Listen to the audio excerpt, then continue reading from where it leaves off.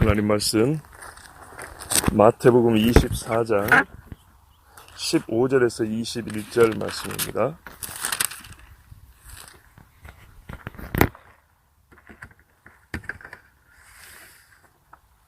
24장 15절에서 21절 말씀.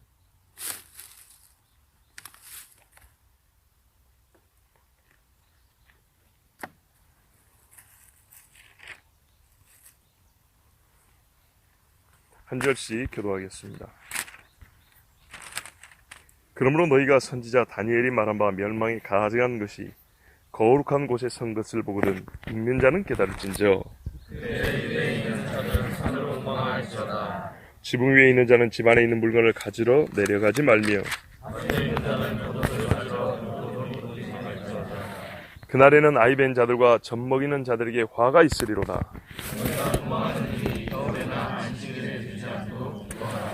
같이 봅니다. 이는 그때 큰 환란이 있겠습니다.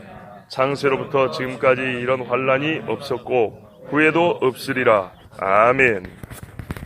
정말 기도하겠습니다. 좋으신 아버지 하나님, 오늘 사랑하는 주의 자녀들 도와주시고 예배하게 해주시는 은혜를 감사합니다. 진실되게 기도하고 하나님 앞에 영으로 찬송하고 또한 믿음으로 주의 말씀을 전하고 됐습니다.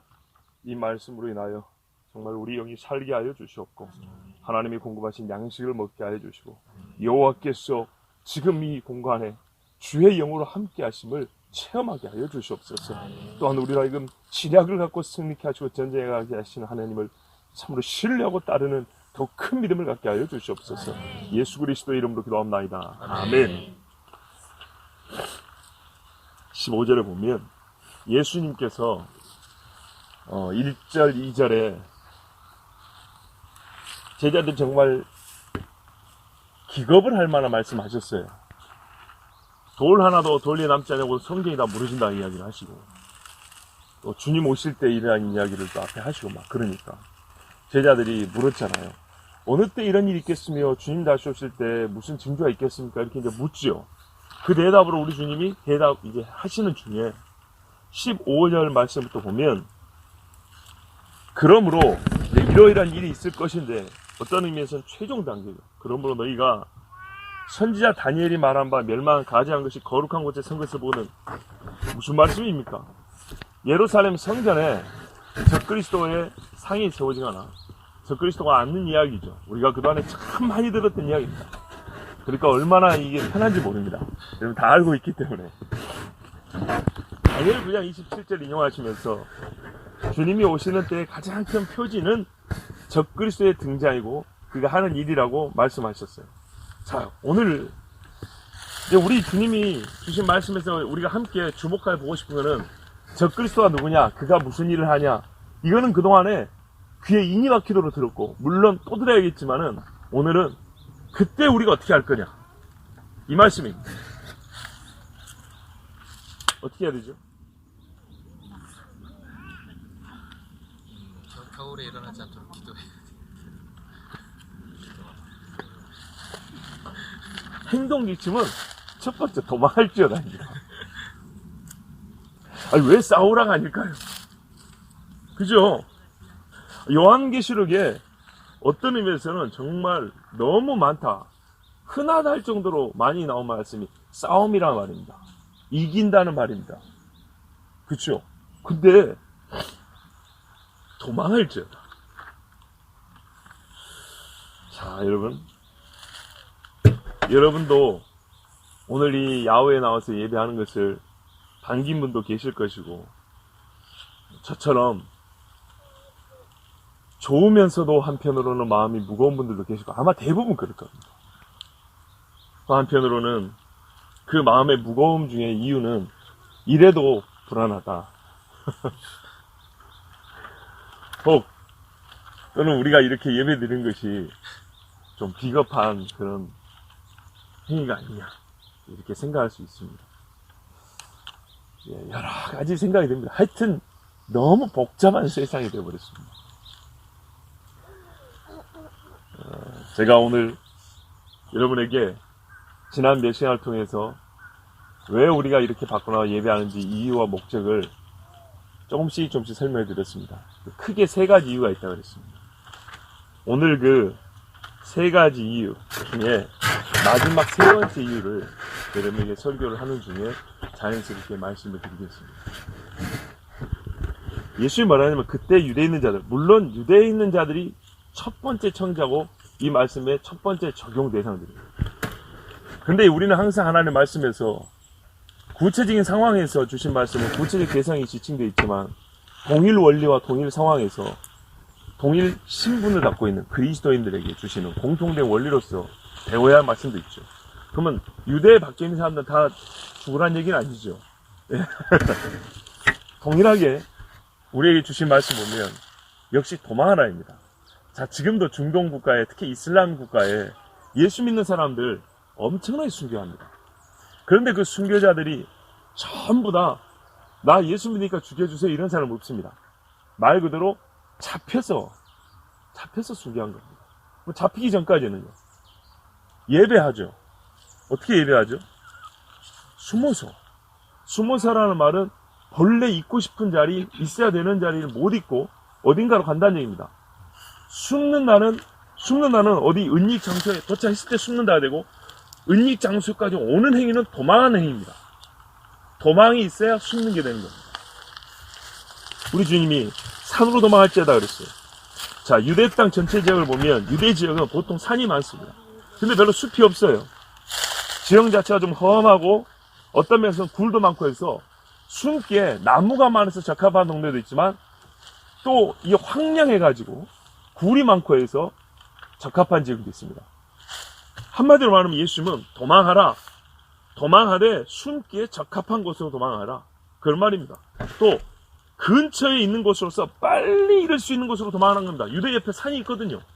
그렇죠? 유대 옆에 들이 있는 게 아닙니다. 뭐라고요? 도망하라. 숨기에 적합한 곳으로 도망하라. 빨리 도망하라. 급하게. 마치 소돔과 고모라에서 떠난 롯의 가족이 소아의 성으로 들어간 것처럼 그렇게 하나님이 우리에게 말씀하신 겁니다. 자, 보세요. 근데 도망을 하는데 도망을 방해하는 게 있어요. 그게 뭐냐면 시간을 지체하는 무언가예요. 도망할 때 제일 중요한 거는 시간 싸움이란 말이죠. 사람이 왜 이 시간 싸움에서 지냐면 놓고 온 게 있는 거예요. 그거 가지러 빠꾸 한번 했다가 다시 가는데 이게 시간이 걸리는 거예요. 여기서 도망이 무의미해져 버립니다. 17절에 지붕 위에 있는 자는 집 안에 있는 물건을 가지러 내려가지만 제일 가깝네. 직장에 있다 집에 가는 것도 아니고 그 집 지붕에 있다가 보세요. 지붕에서 도망치려면 하늘 날아가지 않는 이상 땅으로 내려와야 되죠. 땅으로 내려오면 현관문 열고 들어와서 지갑 하나 꺼져 나오면 될 거 아니에요. 그런데도 지붕 위에 있는 사람이 내려서 집에도 못 들어가고 바로 도망하래요. 얼마나 급한지 아시겠죠? 왜 이런 급한 일이 벌어질까요? 첫째는 예상을 못하기 때문입니다. 예상을 했어도 정확한 타이밍 잡기 어렵기 때문입니다. 또 하나는 도망을 하게 만드는 요인이 생각보다 위험하기 때문입니다. 그 위험 요소가 작으면 이렇게까지 급하게 안 해도 되는데 한 번 잡히면 끝난다는 식으로 그 위험 요소가 너무 크기 때문이고 예상 밖으로 너무 일찍 왔기 때문입니다. 이래서 뭔가 그거를 체면해서 지붕에 올라가지 못하고 일을 하는 중인데 맨날 잠자고 있다는 얘기 아닙니다. 일을 하는 중이지만 그렇게 급하게 도망하라 이겁니다. 밭에 있는 자는 겉옷을 가지고 뒤로 돌이키지 말래요. 최소한의 챙김이죠. 겉옷이란 거는. 유대인에게는 특별히 그렇죠. 최소한의 준비물인데 이것도 사치랍니다. 뭐하고 비교하면요? 그렇죠. 목숨과 비교하면 사치라는 겁니다. 바로 그 자리에서 도망하라는 얘기예요. 여기 있는데 위험 요소가 감지되면 여기서 바로 돌이키라는 얘기지 방향을 어디로 틀었다가 잠시 어디 들른다거나 이런 짓 하지 말라는 얘기입니다. 여러분 이게 되려면 어떻게 해야 될까요? 가족이 다 흩어져 있는데 이상가족 되실래요? 아니죠. 평상시에 너 어디서 바로 일단은 가족은 또 중간 집결을 해야 되겠죠. 자, 평시에 그렇기 때문에 집 안에 있는 물건이나 겉옷이나 이런 것들에 대한 미련을 남기지 않아야 됩니다. 미련을. 롯의 처를 생각하란 말을 괜히 한 게 아닙니다. 우리가 옛날에 조선시대 말기에 기독교 우리 신앙 처음 받아들였을 때는 전부 다 제사상 차리고 절했습니다. 그때 우상 숭배하지 말라면 귀신에게 절하지 말라죠. 그런데 어느 정도 이제 우리 소위 신앙이 좀 고상해지고 나니까 우상 숭배하는 거는 그런 것이 아니고, 또는 그것만이 아니라 내 마음에 하나님 대신에 사로잡고 중심에 있는 것, 그죠? 내가 꼭 어떤 일이 있어도 버리지 못하고 붙잡고 있는 바로 그것이 우상입니다라고 그렇게 성경 공부 시간을 배웠죠. 오늘 그것을 그대로 이 말씀에 적용합니다. 무슨 말씀인지 아시겠죠? 내 안에 주인 삼은 것, 그것이 우상 숭배입니다라고 배웠다면 바로 여기서 적용하면 돼요. 그 고상함을 실제 적용하시는, 도망갈 때 그 뭔가가 있어가지고 붙다면 그거 우상 숭배. 왜? 하나님은 나한테 우리를 사랑하셔서, 나의 섬기는 하나님이 우리를 사랑하셔서 살 수 있는 방법을 가르쳐줬는데 하나님의 말씀을 안 듣고 나는 그래도 이거를 붙잡아야 돼 하고 돌이키면 그게 우상숭배인 거예요. 그 고상한 식으로 우상숭배를 배웠으면 바로 여기 그대로 적용하면 돼요. 이거 가지고 뒤로 들어가면 어떻게 해요? 죽습니다. 나에게 바로 적용을 하세요. 집안의 물건을 버리고 도망가야 하고, 집안의 물건을 떠올리지 말아야 되고, 겉옷보다 밥보다 생명이 주하니 무조건 뛰어라는 게 우리 주 말씀입니다. 그런데 더 중요한 대전제는 뭐냐면 그때는 반드시 온다입니다. 반드시 온다. 제가 반쯤 우스개로 그랬잖아요. 그 양치기 소년 이야기, 그 우화의 최고 교훈은 뭐라고요? 늑대는 반드시 온다. 네, 늑대는 온답니다. 근데 쓸데없이 거짓말 해가지고 양도 잃고, 그러니까 양치기 소년도 손해받고 동네 사람도 손해를 보고, 늑대는 옵니다. 그날에는 아이벤 자들과 젖먹이는 자들이 화가 있으리로다. 그러므로 이렇게 급하기 때문에 움직임이 어려운 사람들, 기동력이 약한 자들에게 화가 큽니다. 급하게 가야 되는데 못 가는 거예요. 그래서 아기 갖기가 두렵죠. 때가 가깝기 때문에. 나는 말씀 그대로입니다. 우스개도 아니고요, 지나치게 겁을 주려고 한 것도 아니에요. 신뢰입니다. 저기 계신 분 보세요. 저리 안고 뛸 수 있겠어요? 불가능했죠. 무슨 성산 조자룡이요? 유비 애기 잡고 막 그냥 막 수십 명씩 창으로 죽일 수, 그거 불가능한 얘기입니다. 이 애기 입고 뛸 수 있겠어요? 황보 집사님한테 맡기면 애기 잡고 여 위에 몇 초만에 올라가시겠어요? 어렵겠죠. 제가 아까 잠깐 올라왔는데 제가 요즘에 운동을 좀 하는데도 힘들더라고요. 힘들어요. 노인분들은요, 사실 어디 못 갑니다. 무슨 전쟁 영화나 드라마를 봐도 나는 됐으니까 너희는 피해 살아라 이고 이런 말씀하죠. 솔직히 영민아 웃지 마. 이게 현실이야. 얘는 다른 뜻이 아니고 너무 순수해서 아 그렇구나 이러고 웃는 거예요 지금. 자 보세요 여러분. 실제로 하나님 예수님의 말씀, 우리 하나님의 말씀이 얼마나 구체적이고 현실적인지 말이에요. 실제. 그러면 아기를 낳지 말아야 됩니까? 아닙니다. 대명령은 생육하고 번성하랍니다. 그러니까 이게 걱정이 되면서도 또 결혼하고 아이를 낳고 그랬습니다. 그러니까 우리가 뭐가 필요할까요? 믿음이 필요하죠. 그리고 아까 우리 집사님 말씀 기도가 필요하죠. 제가 깜짝 놀랐어요. 우리 장로님 기도도 그렇고 아까 여기 대답한 분도 그렇고 제가 오늘 설교할 내용이 여기 다 들어있습니다. 너희가 도망하는 일이 겨울에는 안식일에 되지 않도록 기도하라. 마찬가지로 급하고 예상치 못한 상황이라는 것을 전제하고 있습니다. 이 한 가지로부터 절대 우리가 원하지 않는 계절, 아니길 바라는 요일이나 날짜, 유대인 경우는 특별히 여러분 안식일에 옛날에 일부러 안식일을 노리고 중동 국가가 전쟁을 일으킨 적이 있어요. 그래서 나중에는 좀 바꿨어요. 군인은 싸울 수 있는 거로 안식일에도. 하여튼 우리가 때와 시기적으로 앞에는 보세요. 급하니까 있는 곳에서 바로 가라는 얘기고 아주 쉽게 얘기해 봅시다. 그렇지만 기동력이 약한 분은 힘들다. 그리고 계절이나 지금도 보세요. 이게 눈 내리고 찬바람 불면 여기 어렵겠죠. 근데 사실 그게 좀 더 좋을 수도 있어요. 하여튼 계절적으로 어렵거나 날짜와 요일이 어떤 시기가 우리가 도망하기 어려운 그런 때라면 역시 도망할 수가 없으니까 그런 것을 놓고도 기도하라잖아요. 기도해야 될 제목이 얼마나 다양하고 또 깊어야 되고 구체적이어야 되는가, 즉 현실적이고 실제적이어야 되는가 여러분 아실 수 있습니다. 옛날에 유대인들을 없앨 때요, 독일 나치가 오래전부터 준비를 했어요. 하나하나 어느 날 학교를 갔더니 애들이 유대인과 비유대인, 요즘 우리 한국 시험하는 분단 나눌 때 나눠버리는 거예요. 그런 데서부터 시작을 하는 거예요. 그리고 빵집을 하는데 옛날 유대인들 빵 잘 만들었거든요. 금은 보석 이런 거 세공도 잘하고. 근데 그런 가게들만 이상하게 뭐 허가나 인가 내주고 할 때 서류 하나 더 가지고 와라. 기간 제한을 좀 허용 기간을 좀 짧게 한다든지 조금씩 제한한 거예요.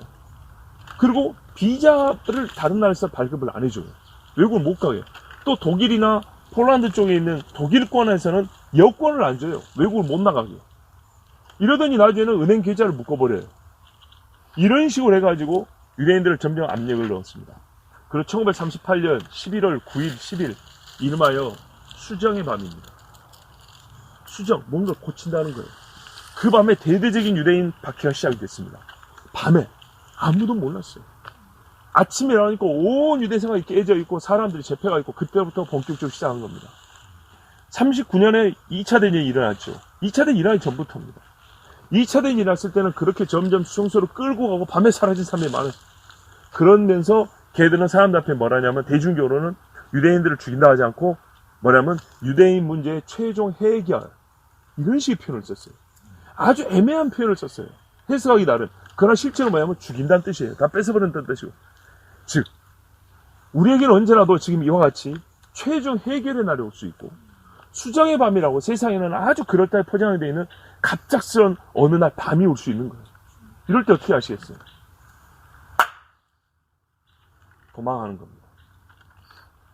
여러분, 그리고 그날을 위해서 우리가 기도해야 됩니다. 제발 기도해야 됩니다. 뭔가 급한 건 알겠는데 손에 잘 잡히지 않는 것처럼 기도 잘 안 되죠. 그래서 그때는요, 내가 생각보다 안 뜨거워져요. 괜찮아요. 기도의 형식이라도 먼저 갖추십시오. 입이라도 여세요. 무릎이라도 꿇으세요. 잘 안 되면, 예. 그러면서 점점 기도의 깊은 곳으로 들어가시는 거예요. 마음이 혼란스러우면 기도 잘 안 돼요. 그런다고 우리가 동기부여가 돼야 한번 하지, 이런 것처럼 기도할 마음이 있어야지. 그러면 영영 못 해요. 앉으세요. 물이 안 무서워지고 수영 배우는 게 아니에요. 수영을 배우면서 물이 안 무서워지는 거지. 기도의 자리를 정하시고 시간과 장소를 정하고 기도를 그냥 시작을 해버리세요. 그러면 기도가 떠오르고 하나님 기도할 마음도 주시고 믿음도 내줍니다. 또 지혜를 주셔서 준비하게 하십니다. 자, 이제 왜 우리가 이곳에서 예배하는지 제가 세 번째 이유를 말씀드렸습니다. 거창한 건 아닙니다. 첫 번째와 두 번째 이유도 혹시 못 들은 분들은 궁금해하실 수 있겠습니다. 간단히 말하면 이겁니다. 첫 번째는 우리 자신의 생명과 안전을 위해서입니다. 누구라도 바이러스 감염은 겁나는 거 아닙니까? 누구라도. 그러나 그것은 우리가 크게 신경 쓰지 않기로 했고 서로 원망하지 않기로 했습니다.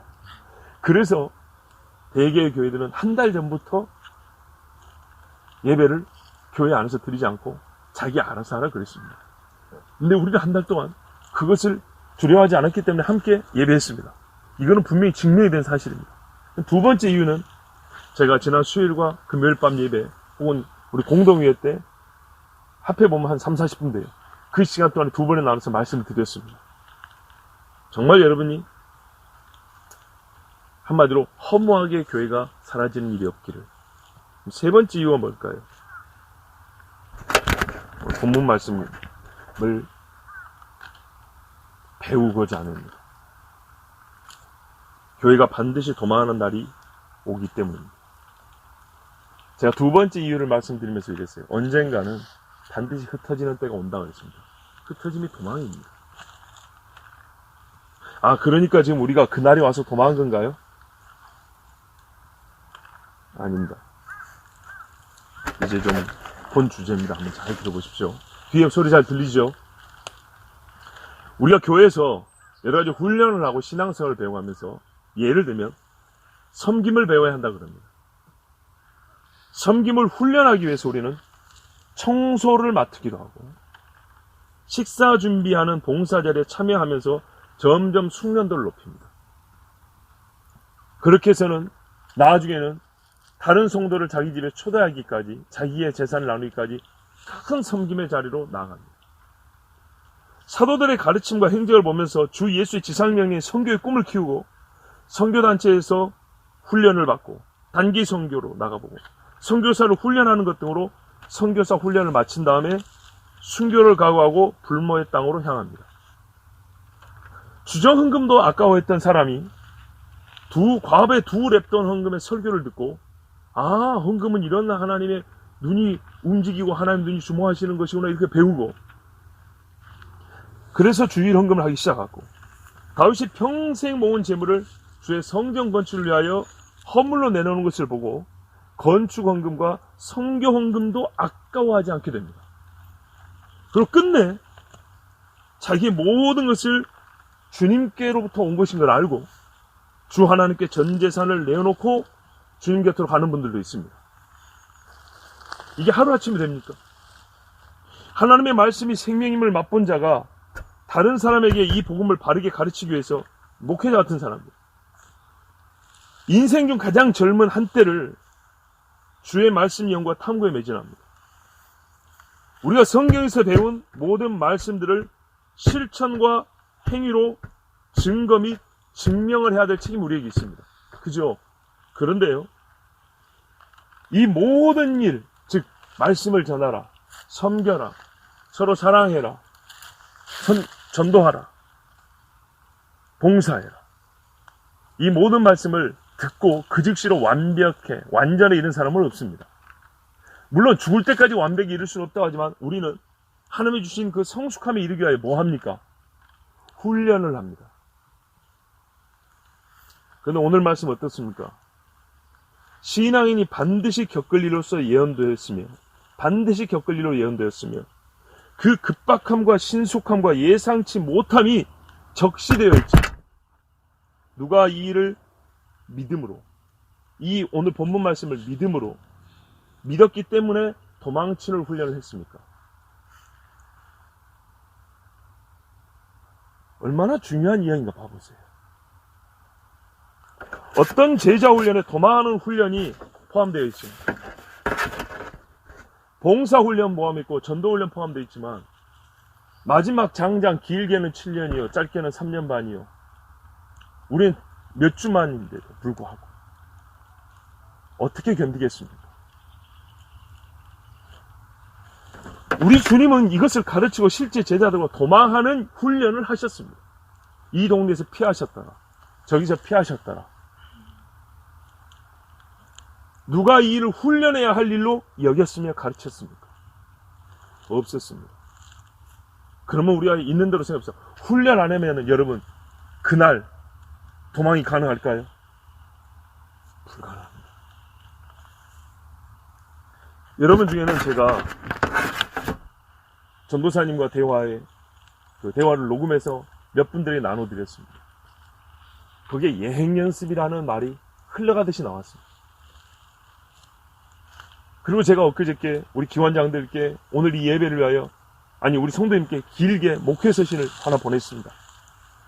그 목회서신을 받고 그래도 좀 답장도 좀 해주시고 그러지 참 그냥 잡숴버리시고 대답도 안 하신 분들 하여튼 그건 그렇게 큰 서브한 건 아닌데 그 답장 중에 예행연습을 말씀한 분은 한 분이었습니다. 또 감사하게 오늘 장로님께서 기도 중에 연습을 말씀하셨어요. 사실은 제가 흘러가는 식으로 잠깐 얘기했지만 여러분 그게 진짜 포인트거든요. 제가 그 뒤로 그 이야기를 안 했어요.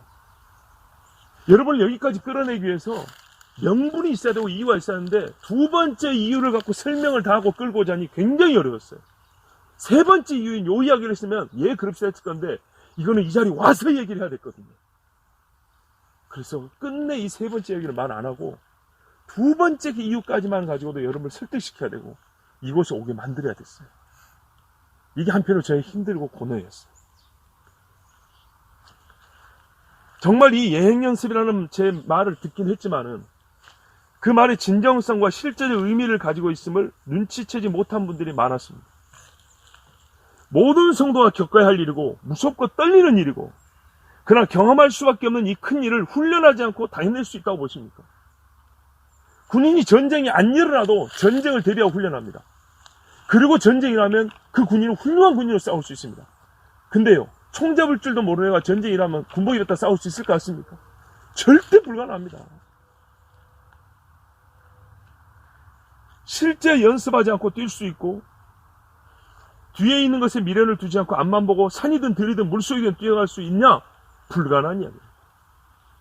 생각보다 강력한 우상을 하나씩 품고 있는 우리가 마음속에 겉옷이 됐던 집안에 있는 무엇이 됐던 하나씩 이미 마음속에 품고 있는 우리가 그걸 놓고 뛸 수 있을까요? 불가능합니다. 어떤 훈련도 책상에서 끝나는 법은 없습니다. 솔직히 숱하게 설교를 들어도 실제 걸레질 한 번 안 해보고 순종과 섬김을 배울 수는 없습니다. 맞죠? 제자훈련 때 여러분 성도를 섬겨야 됩니다 했는데 이론만 듣고 시험은 잘 봤어요. 근데 교회 와서 걸레질 한 번 안 해봤어요. 다른 성도들 그냥 삐뚤어진 의자 한 번 안 맞춰봤어요. 그게 훈련이 되고 그 사람이 진짜 섬길 수 있을까요?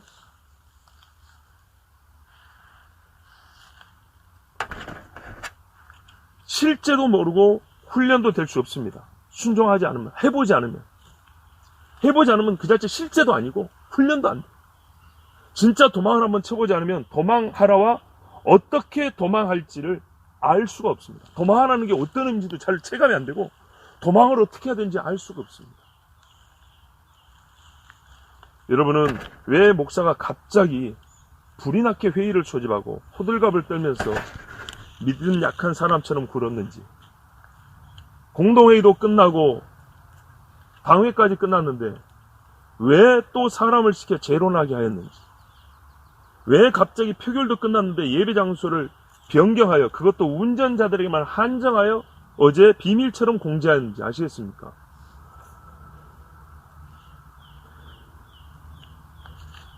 전도사님에게는 어제 왜 카톡을 쓰지 말고 본인 전화도 쓰지 말고 다른 전화로 하라 했는지, 왜 우리 우리 정화전화로 나랑 통화를 했는지, 오늘 아침에 왜 갑자기 교회 9시 20분에 교회에서 만나는데 호진이하고 우리 또 누구죠? 형균이한테 그 밑에 소아유치원 앞에 GS로 오라고 했는지 아시겠어요? 훈련은 실제처럼 하는 겁니다. 아시겠죠? 저는 여러분에게 나름대로 뭔가 틀이 갖춰진 훈련을 시키고 싶었어요. 그래서 갑자기 변경시켰어요. 실제는 이보다 더 급하거든요. 암호까지 만들어질지도 모릅니다. 저는 지금 암호도 생각하고 있습니다. 우리끼리 통하는 말. 우리가 처음 밖에서 하는 예배이기 때문에 아직 편의시설과 이동거리 등이 고려되어야 하기는 하지만 긴급성에 대한 훈련을 더하려고 예배 장소를 급하게 변경했습니다. 긴급한 상황에서 도망하는 훈련을 하기 위해서 아까 홍준선한테 말했던 그런 것도 있습니다. 훈련은 실제처럼 하는 겁니다. 실제는 실제로 여겨져야 합니다. 이 말은 이곳에 와서 할 수 있는 말이기 때문에 예배당에서는 여러분께 말할 수가 없었습니다. 예배당에서는 그냥 개념으로 이해를 합니다. 그런데 실제로 도망하는 자리에 와서 해야 이 설교는 들려지는 설교입니다. 예배당에서 말하면 훈련의 효과가 반감돼서 말할 수 없었고, 꽃바람 쐬러 나가는 것이 아니라 도망을 하는 것이기 때문에 솔직히 날이 춥기를 바랬습니다. 겨울에 일어나지 않기를 기도하라. 날이 추워서 벌벌 좀 떨어봐야 이게 실감이. 오늘 너무 따뜻해서 다윗이 사울이 창으로 2번이나 던져서 찔러 죽이려 했습니다. 보십시오. 창으로 2번 던졌는데요, 다윗이 피했습니다. 자기 죽일 줄 압니다. 그런데 다윗은 여전히 군인으로서 사울을 호위했고 수금 타는 자로서 다윗 옆에 연주자로 있었습니다. 언제 창 던질지 몰라요. 그때까지는 견디는 시간입니다. 그런데 어느 날 갑자기 미갈이 급한 소식을 말합니다. 자기 집 밖에 쫙 깔렸다고. 아니, 눈앞에서 던지는 창도 2번이나 피하면서 그 자리를 꿋꿋이 지켰던 다윗입니다. 그런데 갑자기 말이죠, 미갈이 와가지고 아버지가 당신 주변에 자기 걸 집 밖에 깔아놨으니까 창문 열고 빨리 도망치라니까 그 말 듣고는 다윗이 그날 도망쳐버립니다. 그리고 10몇 년 만에 만납니다, 자기 부인을. 죄해 주신답니다. 그리고 미갈은 이불 속에다 수익기관에 인형을 넣어가지고 시간을 벌어줍니다. 그 자식들은 허탕을 칩니다. 나중에 심상태 들어가면 게 아니에요? 허탕을 칩니다. 그 시간을 벌어 다윗은 생명을 부지합니다. 여러분, 다윗은 하나님이 기름을 부었습니다. 안 믿었을까요? 왕들 거 안 믿었을까요? 믿죠. 그러면 그 자리에 있어도 안 죽일 거 아니에요. 그 자리에 있어도 하나님이 그 생명을 지켜줄 거 아니에요. 여러분, 하나님이 우리를 부르시는 때가 있죠. 그런다고 안전벨트 안 맵니까? 이거는 믿음이 아니고 오만 방지한 겁니다. 기회를 따라 움직여야 합니다. 하나님은 우리를 말씀하시고 명령하셔 주신 복을 이루기 위해서 우리에게 기회를 주십니다. 해야 할 일을 가르쳐 주실 기회를 주신다고. 그때 다윗은 미갈의 말을 듣고 그날 밤 창문을 열고 뛰어나갔습니다. 사울은요, 바울은요, 얼마나 많이 목숨 걸고 복음을 전했습니까? 근데 왜 다메섹에서는 왜 창문으로 날아가 도망간 겁니까? 그럴 때가 있는 거거든요. 저는 우리에게 지금 필요한 건 그 타이밍이었고, 또한 동시에 훈련이 반드시 필요했습니다.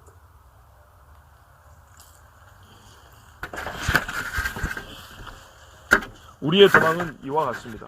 미화하려는 말이 아닙니다. 우리는 싸우는 법 중 하나로 도망을 택하였습니다. 싸우는 법. 수요 예배 때 설교를 기억하실 겁니다. 기도원이 많은 군대를 모았지만 싸울 줄 모르는 자들이었다고. 반면 미디안 연합군은 말 그대로 싸움의 도 같은 사람들입니다. 숫자도 많고 미리 전쟁을 준비했고 전쟁을 많이 해본 사람들입니다. 바꿔 말하면 교회를 무너뜨리는 방법을 아는 사람들이고 미리 준비한 사람들입니다. 보셨죠? 공문이 언제 나오는지. 갑자기 동사무소 직원 목요일, 구청 직원 토요일, 어제 보건복지부 장관 발표가 토요일 밤에 났습니다. 그리고 우리가 하는 7가지 진침이 아닙니다. 훨씬 세부적입니다. 오늘 아침 기관장들이 공유해드렸습니다. 수상의 밤입니다. 나치가 했던 밤에 아무도 대비하지 못하고 도망도 못 갑니다.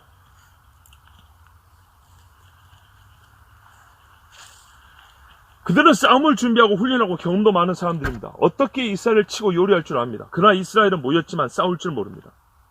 하나님은 기도원의 두려움을 믿음으로 바꿔주시면서 싸우는 법을 가르쳐 주셨습니다. 싸우는 법은 검술, 창술, 궁술, 진법이 아니라 항아리에 든 나팔과 고함소리였습니다. 군사작전에 전혀 어울리지 않는 무슨 짐승몰이 하는 듯한 작전을 주셨습니다.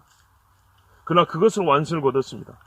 마지막 때의 성도들은 신자식의 싸움법을 알아야 됩니다. 그 신자식의 싸움법은요, 죽여라 하고 사자군 앞에서 정말 자기의 목숨을 내놓는 그런 싸움법이 있고, 창문을 넘어 뛰어나가는 그런 싸움법도 있습니다. 문제는 싸우는 법은 싸우는 목적과 어울려야 한다는 겁니다. 그렇죠? 그래서 우리는 생각해 봐야 합니다. 우리가 왜 싸우고 무엇을 위해 싸우는가? 멋지고 거창한 답변이 가능합니다. 우리 신앙적으로 성경적 답변할 게 많거든요. 뭘 위해 싸우는지 많은데 아주 소박하고 진솔하게 얘기하면 우리는 신앙을 지켜 싸웁니다. 신앙을 지켜서 필요한 것, 필요하면서 신앙행위 그 자체가 예배입니다. 예배를 위해 싸웁니다. 요한계시의 싸움은 교회를 지킴으로 신앙의 공동체가 오직 주 예수만을 위해 짐승에게 예배할 거냐 예수에게 예배할 거냐입니다. 김일성 동상이 잘할 거냐 예수 앞에 잘할 거냐입니다. 최종 결론은 여기서 나는 겁니다. 주 예수를 예배하기 위해서 우리는 싸움의 방식을 훈련해야 되고 연구해야 됩니다.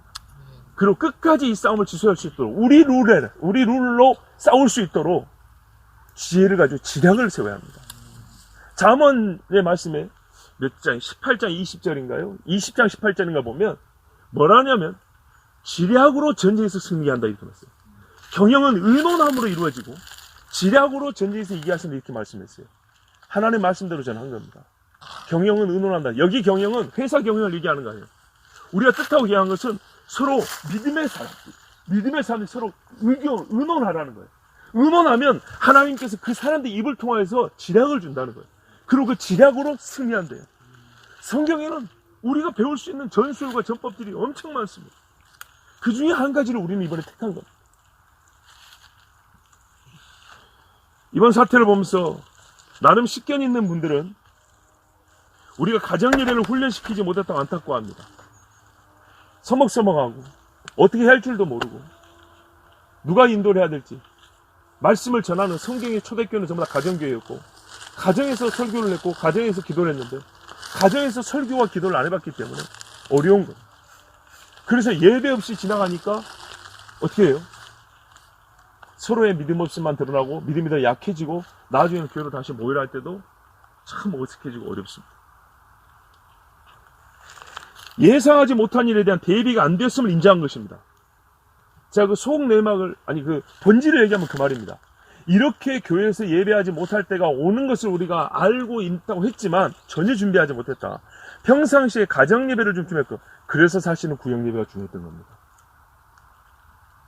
이게 초대교회 가정 예배 형태거든요. 우리가 얼마나 많은 걸 잃어버리는가 보세요. 그걸 하는 말이 뭐예요? 식견이 있다는 분들은 이럴 때를 준비했어야 되는데, 그 준비가 뭐예요 했더니 먹을 양식이 아니라 가정 예배를 훈련시켰어야 되는데 그래요. 보세요. 훈련했었어야 되는데, 그렇다면 우리는 어찌해야 됩니까? 당연히 배운 대로 가정 예배를 드려야 됩니다. 왜요? 우리 싸움은 끝내 예배를 드리기 위함이지만 예수님 말씀대로 그러니까 먼저는 공동체를 지키기는 끝까지 견뎌야 돼요. 다윗이 사울이 창을 던지는데도 그 자리에 계속 서 있었어요. 때가 이르기까지는 언제 창이 날라올지 모르게 서 있는 거예요. 그래서 제가 때가 이르기 전에 미리 그 자리를 피한, 예배당을 비워버린 사람들을 비판한 거예요. 끝내 함께 모이는 예배가 지켜져야 되고, 그리고 어쩔 수 없는 때가 되면 흩어집니다. 그래서 각 가정들이 모이고 나중에는 자기 식구, 급기야는 혼자 이 산속에서 어디 그룹하고 예배해야 됩니다.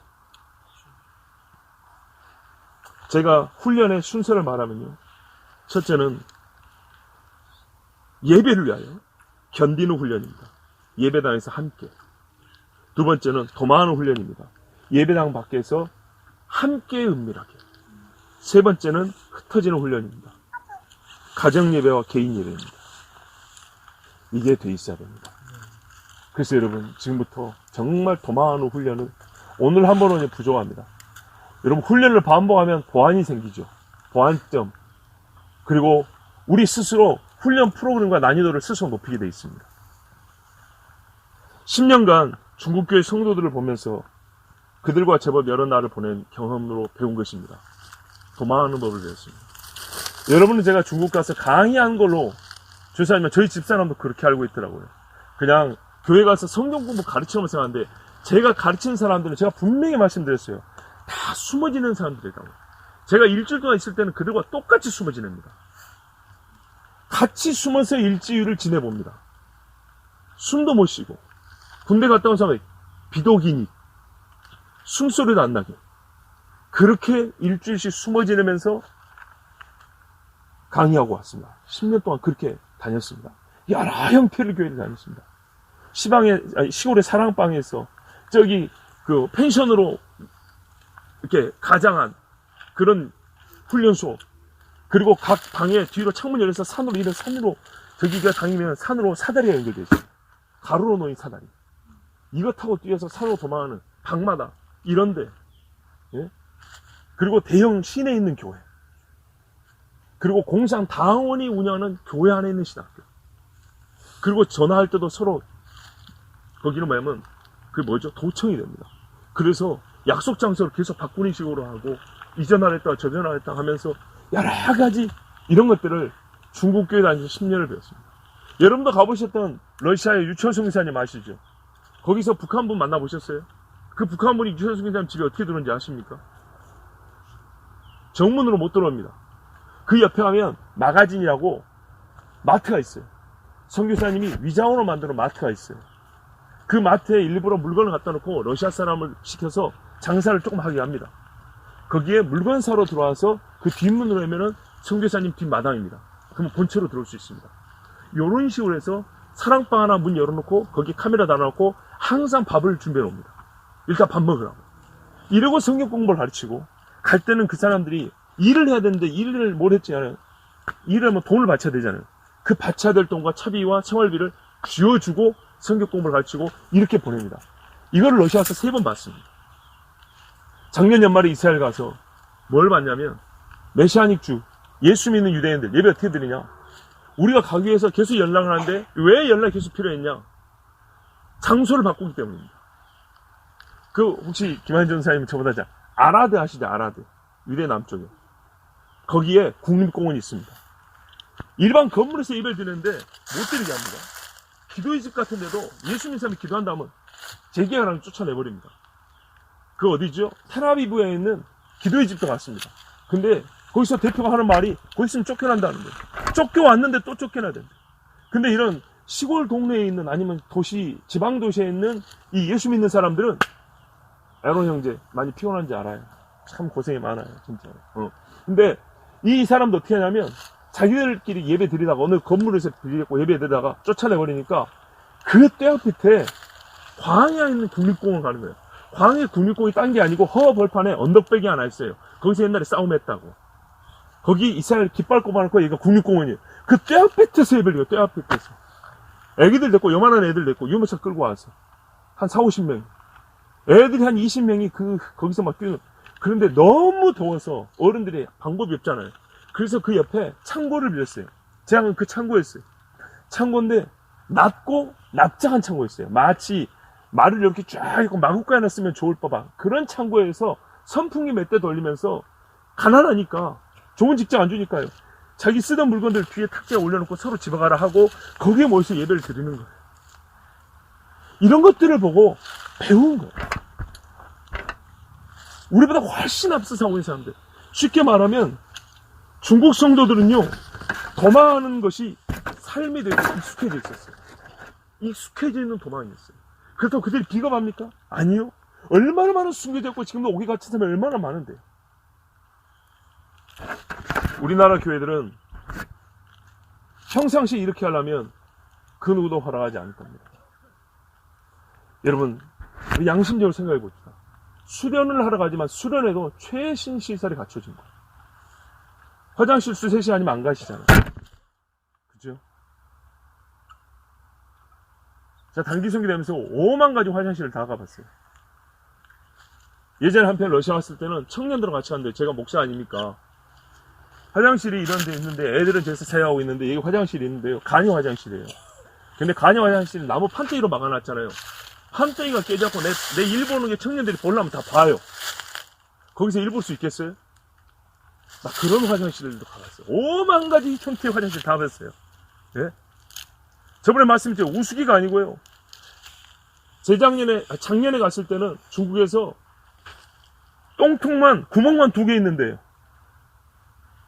다른 분은 안 가요. 한국 성시한테 같이 하는 그분들 못 가요. 근데 나는 어려서 거의 커놓으니까 거기서 일을 보는데 16살짜리 애가 태연하게 들었고 같이 바지 벗고 앉는 거예요, 옆에. 16살쯤은 나하고 26살 차이에요. 아들 같은 애예요. 둘이 앉아서 대화했다니까, 이거 보면서. 어이가 없죠. 내가 가르치는 사람은 내 선생이에요, 선생. 쟤들은 맹자, 공자도 못 배웠는지. 하여튼, 여러분, 이런 형편에도 있을 수 있어야 돼요. 바울이 그랬잖아요. 참 어려운 형편에 공표에 처해봤다고. 그래서 내가 모든 것을 이길 수 있는 능력을 받았다고. 능력을 갖게 됐다고. 그렇게 말하지 않습니까? 기도해도 장소를 먼저 보고, 뭐가 있어야 되고, 뭐가 갖춰져야 되고. 지금도 우리는 화장실을 생각하지만 급할 때는 정말 아무것도 있지 않은 곳에서 예배해야 됩니다. 이 훈련을 제대로 하면 진짜 주일날 아침에 어디로 모이세요 하고 화장실도 음대로 가고 이 산 어딘가에 우리가 땅을 파고 일을 봐야 됩니다. 그게 진짜 훈련이고 여러분 그게 실제입니다.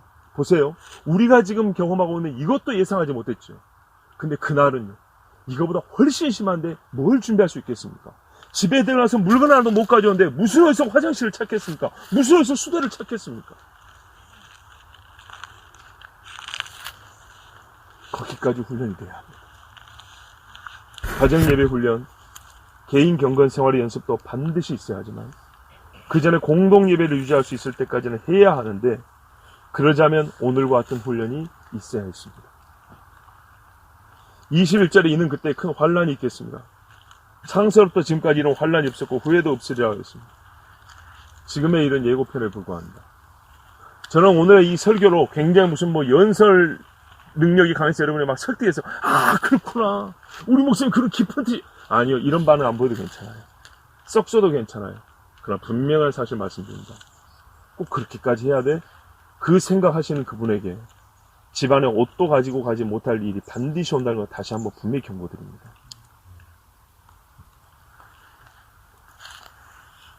내 신앙의 허약함을 깨닫고 잠들어 있는 내 눈을 뜨게 하고 신앙 공동체와 공동 예배의 중요성을 뼈저리게 깨닫게 하게 하여 적어도 이거는 깨닫는 분들이 많아요. 기도하지 못하는 내 입술을 열어 주님을 부르게 하기 위하여. 마지막 때 뭐라 했어요? 주님을 부르라 그랬어요. 우리에게 훈련의 시간으로 주어진 날입니다. 그러므로 우리는 이때 부지런히 훈련하고 또 훈련해야 됩니다. 그때 큰 환란이 있겠습니다. 아직 오지 않았어요. 그날을 이제는 훈련하는 겁니다. 그래야 그날에 똑같은 일이 두 번 반복되지 않는 마지막 한 번 싸움에서 승리할 수 있습니다. 요한계시록 2장 3절에 있는 교회에 대하여 여러 번 설교했죠. 오늘 추가로 한 말씀 드립니다. 요한계시록 보면 문학적 구조를 논하지 말고 실제로 봐보세요. 엊그제 금요일날 들은 말씀 한번 떠올려 보세요. 뭐라 그러냐면 그 중에 한마디만 떠올리면 돼요. 싸움이 다 안 끝난 상태라 그랬어요. 진행 중이라 그랬죠. 진행 중인데 넘어진 교회가 있었고 이기고 있는 교회가 있었어요. 그러나 아직 끝난 건 아니기 때문에 우리 주님이 끝까지 견뎌라, 끝까지 인내해라, 이겨라 이렇게 말씀했어요. 그죠? 요한계시록 2장 3장에 있는 7교회한테 마지막 명령이 이기는 자, 이기는 자. 안 끝난 거예요. 그런데 여러분 그 뒤에부터 뭐가 나오죠? 소위 문학적으로 보면 이해가 잘 안 됩니다. 접속사 연결이 잘 안 돼요. 순접으로 연결이 잘 안 돼요. 왜? 갑자기 하늘의 예배가 보이죠. 그 다음에 막 인이 떨어지고 막 재앙이라고 심판이 일어나죠. 이게 별개인 것 같습니다. 그래서 2장 3장을 요한계시록에서 설교할 때 본문 우리 목사님들 중에는 그냥 일반적인 교훈, 일반적 신앙 교훈을 생각하는데 천만의 말씀입니다. 정확히 오늘 우리에게 주신 말씀입니다. 왜 그런지 아세요? 그 싸우고 있는 교인들에게 앞으로 일할 일입니다. 그리고 그 교인들이 짐승이 곧 오잖아요. 그죠? 인과 나팔의 재앙이 곧 오잖아요. 그 직전에 있는 교회들이 잘 보세요. 인재앙과 나팔재앙을 마주하는 교회는 어떤 교회냐면 7개 정도만큼의 시간을 보내고 있는, 그때를 보내고 있는 교회들이에요. 아시겠어요? 그러니까는 한참 교회들이 편할 때 갑자기 나팔이 불지 않아요. 점점 시험이 들어와요. 점점 연단이 들어온다고요. 그래서 어느 때 정도 그 7교회가 지금 현재 겪고 있는 요 정도 교회들이 겪고 있을 때, 그리고 어느 교회는 발람에 넘어가고 어느 교회는 미골랑에 넘어가고 어느 교회는 뭐예요? 이세벨이 넘어가고 어떤 교회는 그래도 견디고 버티고 있을 때, 그때쯤에 누가 진짜인지 어떤 놈이 마지막에 살아남을 건지 모르는 요만큼의 실제로 이제 마지막 시작이 카운트다운이 시작된다고요. 그런데 누가 이기냐? 하늘의 예배와 예수 그리스도 오심을 소망하는 자들이 이겨요. 그래서 두 가지 환상이 같이 나타나는 거예요. 그건 리얼이에요, 리얼. 무슨 말이냐? 오늘 이 세계를 보세요. 니골라에 넘어간 교회들이 있고 발람에게 빠진 교회들이 있죠. 여전히 순수한 교회들이 있어요. 우리는 아무것도 아니고 순교를 가고 피 뿌리는 교회들이 아직도 있어요. 그래도 뭐 있는 교회도 중국에도요. 아직까지 예배하는 교인들, 걔들은 진짜 무서워요. 훈련이 되놓으니까 전혀 겁을 안 내요. 내가 댕겨보면 알아요. 도망을 한다는 것이지, 그 도망이 험하게 죽기 아니어서 끝까지 예배하기 위한 것이지, 겁이 나서 그런 사람은 별로 없어요. 자, 이런 사람들, 이렇게 겪고 있는 교회들에게 곧 일어날 일이 무엇이냐? 바로 우리 주님이 말씀하시는 인과 나팔과 대접의 재앙들이 곧 나옵니다. 영빈이 무슨 말인지 알겠지? 하나님은 시간이 지금 흐르고 있잖아요. 때가 있어요. 인나팔 대접의 재앙이 오고 우리 예수님이 오시기 직전의 교회 상태입니다. 소아시아 7교회가, 아시아에 있는 7교회가 완전히 망하기 직전 상태가 그 상태였어요. 그리고 그 다음 시험을 끝내 이기냐 못 이겼어요. 보세요. 교회들이 큰 환란을 당하여 무너지기 직전 상태를 보여주겠다고요. 싸우고 있는 중 상태라고요. 오늘 우리가 그 상태에 지금 세계 교회가 다 들어가 있어요. 전체에 보면 우리가 딱 그 정도 상태예요. 그러면 여기서 우리가 다 하는 거예요. 최고로 컨디션 좋은 상태에서 교회들이 막 이제 일어나고 신생 상태에서 교회들이 막 부한 상태에서 마지막 심판과 마지막 재앙이 일어나는 것이 아니라 이렇게 미혹된 교회와 이렇게 남아있는 교회와 싸우고 있는 교회들이 혼재된 이런 상태에서 요한계시록 7교회가 말하는 바로 그 상태에서 곧 있으면 나팔이 불고 재앙들이 펼쳐지는 거예요. 그런데 이 교회들이 어떻게 이겨요? 이게 방법이 없어요. 하나님의 그 하늘나라 소망을 보여줍니다. 바로 이겁니다. 우리 지금 현재 상태가 이렇습니다. 우리가 그러니까는 바로 그 직전에 와 있는 7교회 상태에 속해 있다는 걸 아셔야 돼요. 그렇다면 우리가 그 상태와 비슷하다면 그들이 보고 있는 것처럼 우리 바로 좀 있으면 마지막 6가지 재앙들로 이어지는 그 시리즈 재앙들이 펼쳐질 것이고 그래서 곧 옵니다. 그래서 우리에게는 이 싸움을 준비해야 돼요. 지금 당장 도망하는 것부터. 그러나 소망이 없으면 도망이 무슨 의미가 있습니까? 그래서 하나님은 먼저 요한에게 하늘의 예배를 보여줍니다. 구원받고 하나님 보호자 앞에 있는 사람들 보여줍니다. 우리가 바로 그겁니다. 소망을 가지면서 곧 눈앞에 있을 일을 대비해야 됩니다. 왜? 우리가 바로 그 7개 교회와 같은 상태에 있는 그 시대에 있는 교회니까요. 우리가 그 중에 빌라델피아 교회로 남아있을 수도 있어요. 현재 상태가. 우리가 그 중에 라오디게아 교회처럼 눈멀고 가난한 교회에 있을 수도 있어요. 현재 상태가. 그러므로 우리 자신을 지금 돌아보고 우리 교회 어떤 상태를 돌아보고 부지런히 깨있으며 훈련하여서 곧 다가올 그 이야기를 준비해야 되는 거예요. 그러니까 말하자면 요한계시록 1장부터 21장은 말 그대로 마지막 때의 어느 한 때를 말해주는데 시간적 단절이 없는 이야기입니다. 그러나 장소적 배경은 교회를 먼저 보여줬을 겁니다. 그런 7개의 교회가 있는 그 시대에 동시에 무슨 일이냐면 바로 하나님의 마지막 환상을 보는 세대와 예언하는 세대가 있고 이 마지막 심판이 다가오는 그 직전에 있는 겁니다. 그렇기 때문에 우리는 시급하게 훈련을 해야 됩니다. 흩어져 예배하는 훈련, 가정에서 말씀을 보는 훈련, 성경을 써서 암송하는 훈련. 2010년인가 13년에 나오는 일라이라는 영화가 있습니다. 영어 발음이 일라이죠. 히브리 발음이 엘리입니다. 나의 하나님. 나의 하나님. 원제는 The Book of Eli입니다. 엘리의 책입니다. 나의 하나님의 책입니다. 제가 정말로 좋아하는 그 누구죠? 덴젤 워싱턴. 아버지가 목사님이고 헐리우드 영화 배우들이 얼마나 참 부정한 분들이 많습니까? 최고로 깨끗한 분으로 나오는데 그분이 주연입니다. 그 영화에 물론 영화니까 그렇지만 배경이 세상 말세입니다. 근데 그분이 갖고 있는 하나 보물이 있습니다. 성경입니다. 킹제임스 버전 성경인데 이것을 뺏으려고 난리칩니다. 왜? 일반 사람들 성경을 가진 자가 세상을 지배한다고 했대. 그런데 나중에 뺏었습니다. 아무 쓸모가 없었죠. 점자였으니까요. 그러나 이분은 그걸 다 암송하고 있었습니다. 밤마다 암송을 했습니다. 숨어 피하면서 암송을 하고 그 암송된 성경을 죽기 전에 다 풀어서 글로서 남기고 성경을 남겨주고 있습니다. 굉장히 신앙적인 영화입니다. 말씀을 암송해야 됩니다. 우리가 항상 편하게 예배드릴 때 예배드리지 못할 때가 올 거니까 힘 있을 때 예배하세요. 기회 있을 때 예배하세요. 기도하세요. 제가 그렇게 부르짖었습니다. 가르친 저 역시도 말이죠. 지금 예배를 이렇게 나와서 큰 소리를 못하니까 얼마나 답답한지 몰라요. 주님 말씀을 믿는다면 말씀을 순종하는 것이 맞다고 여러분이 인정한다면 그 자체 순종이면서 순종을 위한 훈련으로 도망하는 훈련을 해야 됩니다. 혼자 예배하는 훈련을 해야 됩니다.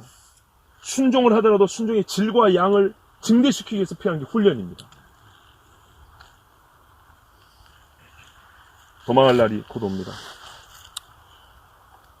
세상의 전문가는 역사와 과거의 데이터를 근거로 미래를 예측합니다. 그러나 그리스도인은 과거를 되돌아간 것뿐만 아니라 성경의 예언으로 미래를 준비합니다. 우리에게는 예언이 있습니다. 이종원 여러분 참 감사하게도 시간이 너무 딱딱딱 잘 맞았잖아요. 분명히 말합니다. 저는 예언 능력도 없고 무슨 예측 능력이 없습니다. 성경이 가르칩니다. 급하게 온다고. 반드시 어릴 때 배운 겁니다. 들짐승들은 냄새가 난답니다. 뱀 중에 독사는 누린내가 더 많이 난답니다. 시골에서 하면서 배운 거예요. 꽃뱀 같은 거는 냄새가 별로 안 나는데 독이 있는 뱀은 냄새가 더럽게 많이 난대요. 예. 냄새가 풍겨오면 아는 겁니다. 그걸 성경이 가르쳐주지 않습니까? 있을 일이라고. 근데 냄새가 풍겨옵니다. 그러면 알아야 정상인 겁니다. 요 정도입니다. 우리 예수님 말씀합니다. 천기는 분별하면서 어떻게 시대는 분별하지 못하느냐. 다시요. 세상의 전문가들 여러분, 경제 전문가, 군사 전문가, 정치 전문가들은 자기 전문 영역의 연구와 과거의 데이터로 나중을 예측하지만 신자에게는 뭐가 있다고요? 성경에 예언이 있다고요. 예언이. 우리는 예언을 믿는 사람이에요. 전문가들은 과거의 데이터를 가지고 추정을 하고 짐작을 하지만 우리는 예언을 믿는 사람이라고요. 예언이 믿기 때문에 분명히 도망한 날이 오기 때문에 우리는 그 도망을 도망답게 하기 위해서 예수님 도망을 했으면 그것도 순종해야죠. 도망을 도망답게 하기 위해서 우리는 훈련해야 됩니다. 마태복음 24장 45절에 충성되고 지혜 있는 종이 되어 주인에게 그 집 사람들을 맡아 때를 따라 양식을 나눠줄 자가 누구냐 그랬습니다. 저는 종으로서 여러분에게 때를 따라 양식을 나눠드리겠습니다. 그러므로 여러분은 42절 44절 말씀처럼 깨어 있으라.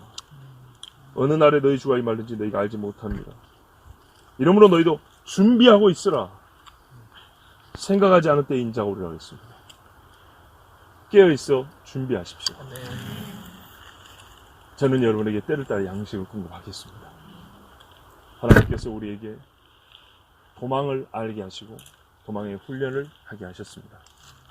한번 나와보니 경치도 좋고 그런 생각 하지 마시고 하나님 말씀대로 그때 우리가 어떻게 도망할까 묵상의 주제로 삼으시고 또 부지런히 기도하셔서 주님 주시는 지략을 얻어서 그 언젠가 우리가 스스로 도망하여 마지막까지 하나님 앞에 예배하는 우리 모든 교회 성도들 되기를 예수님으로 축복합니다. 기도하겠습니다. 하나님 아버지 감사합니다. 주님을 사랑하는 자들을 주께서 보호하시며 또한 주를 사랑하는 자들을 건지신 아버지 하나님, 오늘 이 아름다운 동산에 올라와서 우리 하나님께 예배하게 해주셔서 감사합니다. 억지로 이 동산 불편한 곳에 와는 의를 찾고자 함이 아니요 정말로 아버지의 말씀을 믿기 때문에 이 말씀에 순종하며 또한 이 말씀에 순종의 때를 준비하고자 하였습니다. 좋으신 아버지 하나님, 우리가 세상에서도 어떤 것도 훈련하지 않고는 원숙함에 이룰 수 없고 완전히 이룰 수 없다 하였습니다.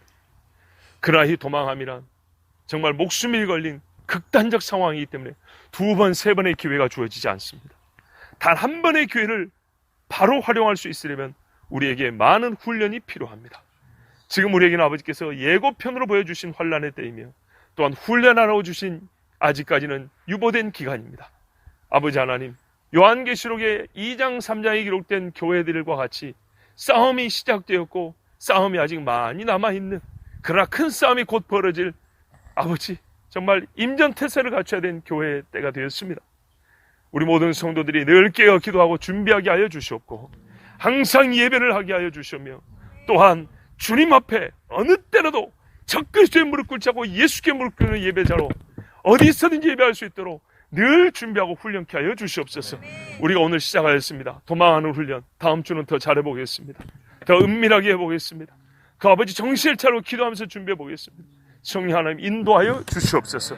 우리 주 예수 그리스도 이름으로 기도하옵나이다. 아멘. 51장 찬송하시면서 오늘은 헌금함을 우리 옛날 방식대로 한번